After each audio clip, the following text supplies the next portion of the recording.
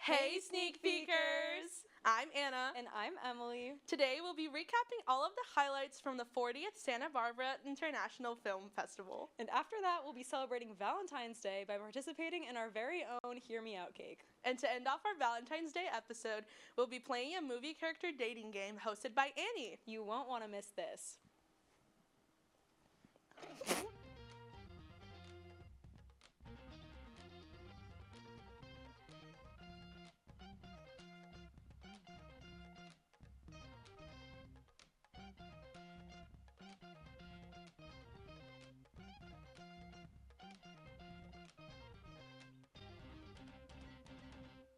Off today's start.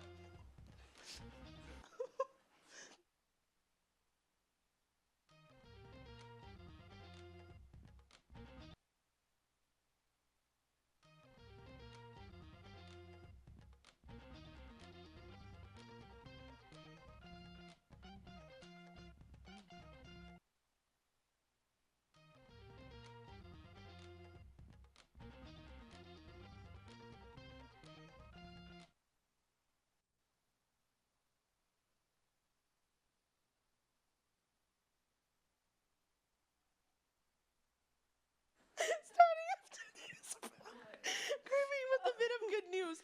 On February 5th, it was announced that Rooster's Teeth founder Bernie Burns has announced that he has reacquired both of the bands and some of its original assets, with plans to carve out space for the network's return on Box Canyon Productions. After closing its doors by mid-2024, fans can expect to see the return of some of their favorite shows, along with new and reimagined productions slated for later in the year. With the release of his sixth studio album, The Weeknd, from this point on recognized by his actual name, Abel Tesfaye, has finally dropped a trailer for and divulged more information about his upcoming film, Hurry Up Tomorrow.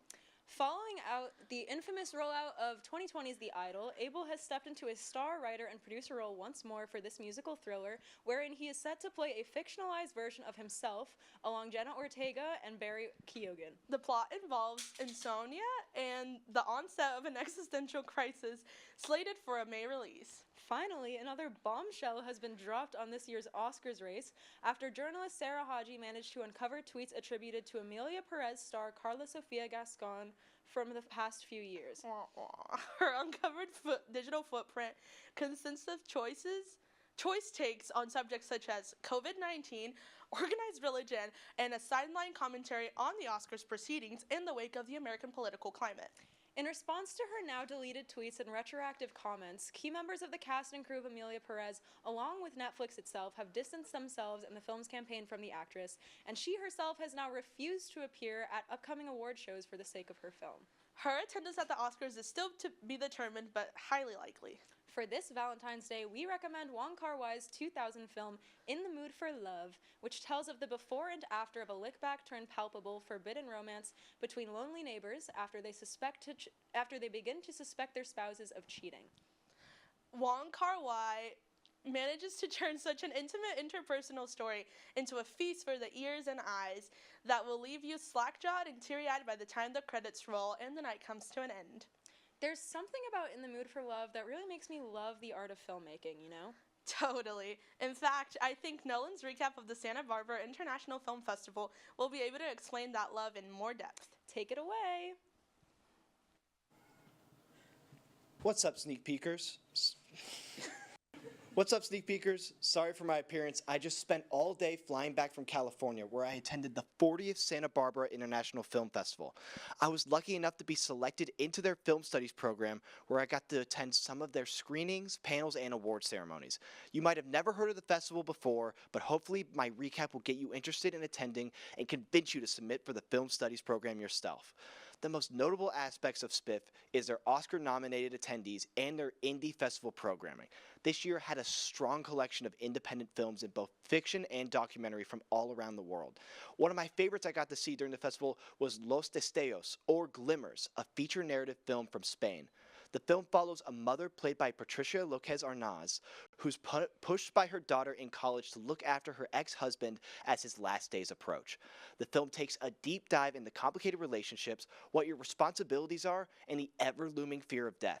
I will admit the subject matter started to make me anxious about my own mortality, but eventually the story brings you back into seeing the true value of life. The film is set to release on Mubi after its theatrical release in Spain.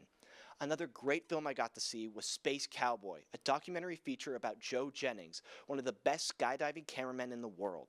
The film details how he got into the profession, the awards and losses he's faced in the industry, and his current project trying to make the perfect car to throw out of a plane. It delivers a strong rush of adrenaline throughout the film and makes you feel like you truly understand Joe.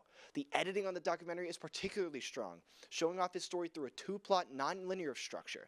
You might have seen something similar in Challengers. It's an incredible synopsis of a unique man and has one of the greatest payoffs in recent memory. Onto the award sections, I was lucky enough to sneak into the Variety Artisans Award ceremony, where Spiff highlights the work of several department heads in Oscar-nominated films, including the head of sound on A Complete Unknown, the songwriters for Emilia Perez, the editor for Conclave, and several more. There were several notable quotes from the ceremony, including from the costume designer for Wicked, Paul Tazewell. He details his work with designing the costuming in the Emerald City, specifically how he held off on adding green to any costuming until they entered, and how he had the cameo appearance of Indina Menzel and Christian Chenoweth wear contrasting costumes to their roles in the Broadway production. Pierre Oliver Person, hair and makeup for The Substance, also had a lot to say about his monstro designs, claiming director Courtney Fargo pushed him to make them as insane as he could. He detailed the process of getting Demi Moore and Margaret Qualley into the suit, and a discussion on how many boobs would be appropriate to put onto the monster. Finally, I ended my Spiff trip with the Virtuoso Award ceremony on Sunday, which gave accolades to some of the most talented actors of 2024. This included Monica Barbado, Selena Gomez, Ariana Grande, Clarence Macklin, Mikey Madison, John Margaro, Fernanda Torres, and Sebastian Stan.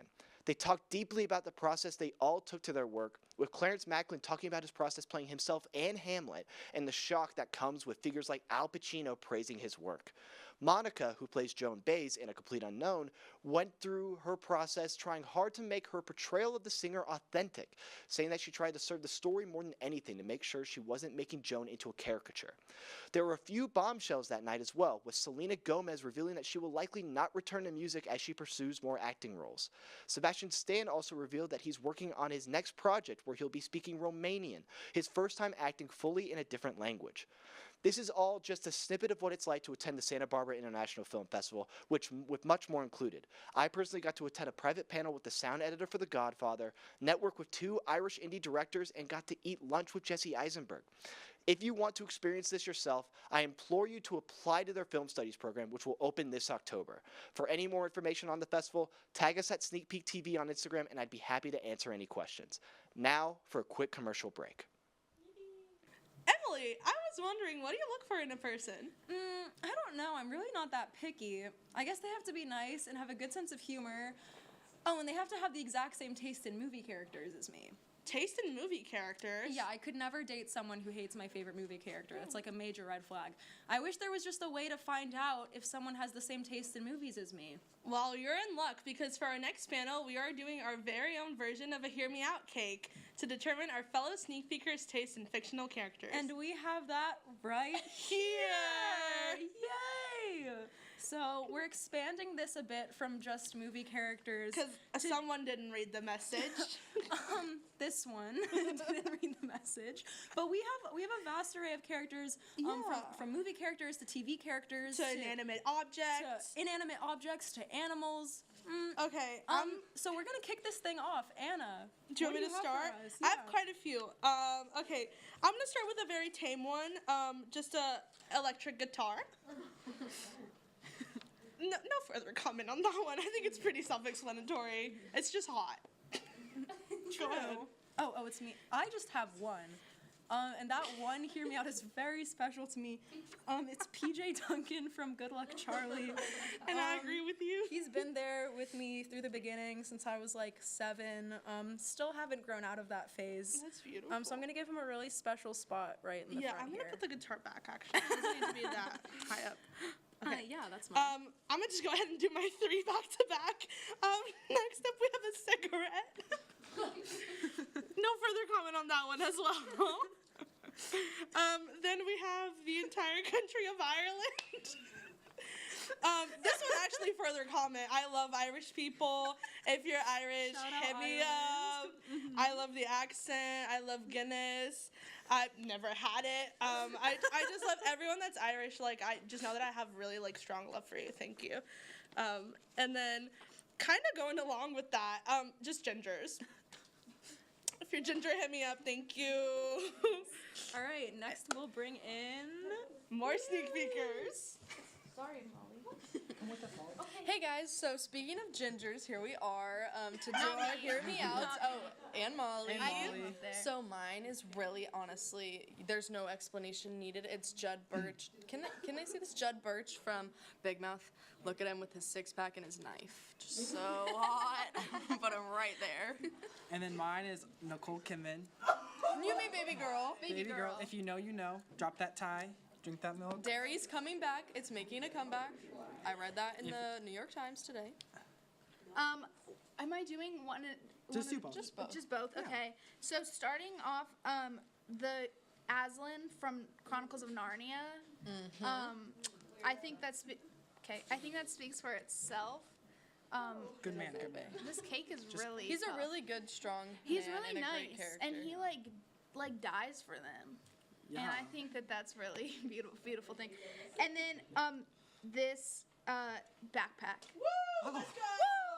Is it in a movie? No. Is it really attractive? Yes. Oh wait, I don't. I'm gonna put it. Yeah. The cake says "love you," so I'm gonna put it right in the middle of the U. Jansport black and leather backpack. Yes.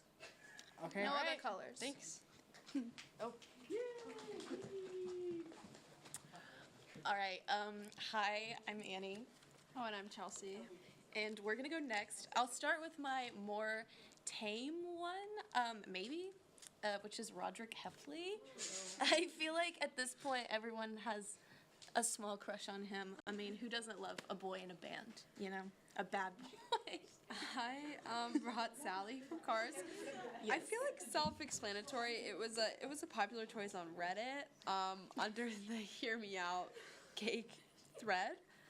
So Okay. there she is. Yes. How do I? Just. Perfect. And then my second one is the Onceler. Again, I feel like this is like widely accepted at this point in time. But yeah, he's just great. And controversial, I like him when he's evil and not when he's nice. Wow. So yeah, those are our picks. All right, hey sneak peekers, what's up? I'm Melody, I'm Sean. I'm Gavin. and we're going to represent the rest of the sneak peekers who aren't here because they're in control room. So starting off, we have Caitlin's pick. It's Hiccup from How to Train Your Dragon. All right, Sean, you want to go? And then I have Frankie's pick, which is Tiffany from Chucky. And I've got Mauricio's pick here, which is, I believe, the dragon from the one episode of Rick and Morty where they play the future song. I'm going to be honest. I'm not sure that I hear this one out, but I am putting it on the cake regardless. And then I also have Kate's pick, who isn't here today, and hers is Glenn Powell in Hitman. I have another one from Frankie, but I agree with her on this one. It's Sergeant Calhoun from Wreck-It Ralph. Yes. And then I have my own pick. I don't know if y'all are Arcane fans out there, but Arcane Season 2 Victor, specifically Machine Herald form. He's attractive in all forms, but that one's kind of the freakiest, so I chose it. And then I have my own as well, which is the Easter Bunny from Rise of the Guardians. He's voiced by Hugh Jackman. Oh, yes.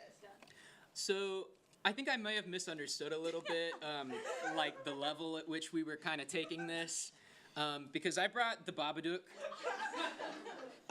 There's a lot that I love about this guy, between his lovely voice and his spiny fingers and his lovely crooked teeth. There's just so much that you can love about the Babadook, and for that reason I'm putting him front and center.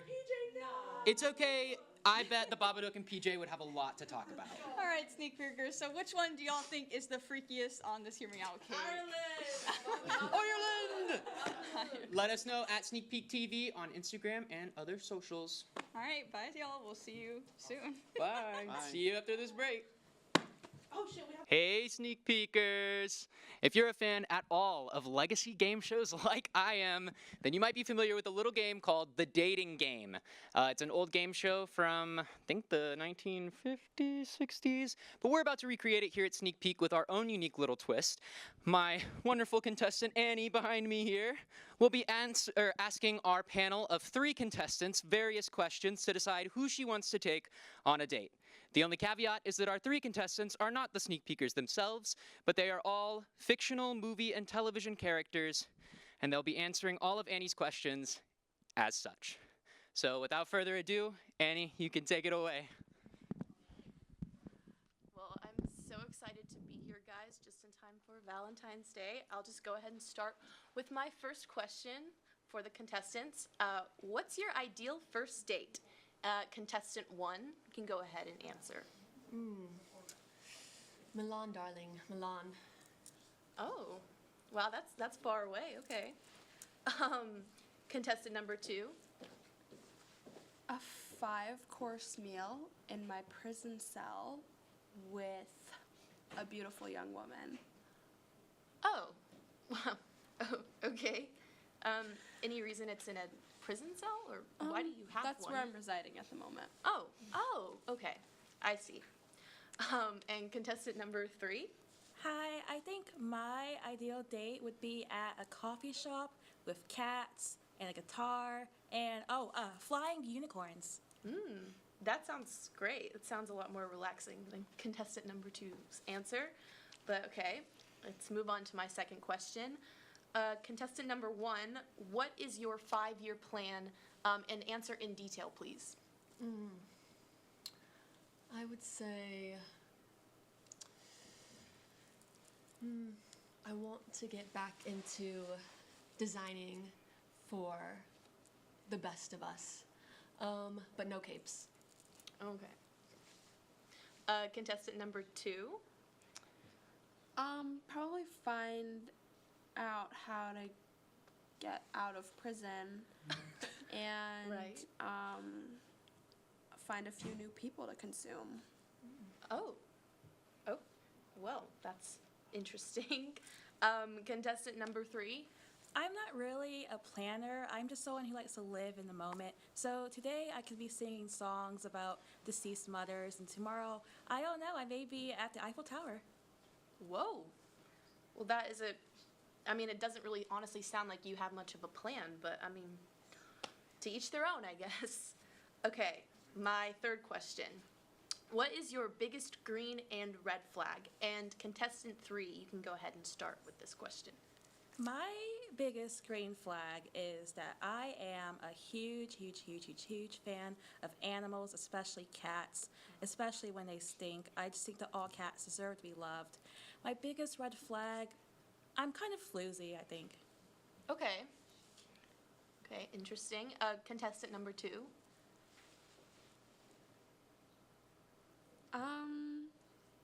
Is this green flag and red flag for a potential lover, or is this about myself? About yourself. Oh, about myself. Yes. Ooh. Red flag, I enjoy eating people. Okay. Green flag, I'm super smart. Oh, that is an important green flag, to be honest. And contestant number 1. Green flags. I'm perfect. I'm dedicated. I'm creative. I'm the best in my field. I guess if I had to choose a red flag, I could be a little short-tempered sometimes. Okay. Short-tempered. Okay. And then my last question, which is a big one. If you had to choose one film to watch with me, what would you pick and why? Contestant number 1. Ooh.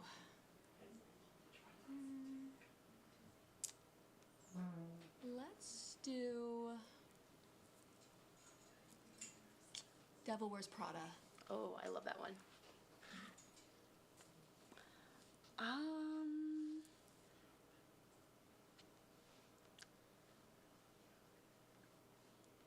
I have no idea. Okay. No movie. I'm assuming it would be something scary, probably. Yeah. Okay. We'll go with The Shining. Okay. Well, I like horror movies. Okay. And contestant number 3? I would choose Bambi. I think it's such a sweet, sweet film about baby deers. I think it's just lovely, romantic. Okay. Well, after you guys answering all my questions, I think I have to break my pattern of dangerous partners, and I'm gonna go with the happy contestant number 3 for my date. Yay! Congratulations, contestant number 3. If you would please all reveal yourselves Yay! and tell the audience who you are. Hi, I was Phoebe Buffet from Friends. Oh, awesome. Okay. I'm Hannibal Lecter. I thought, yes, I thought so. And I'm Edna Mode. All right, cool. Well, thank you so much, Sneak Peekers, for joining us on our version of the Sneak Peek dating game. For more content, follow us on @SneakPeekTV on YouTube and Instagram, and we'll see you next week. Bye. Bye.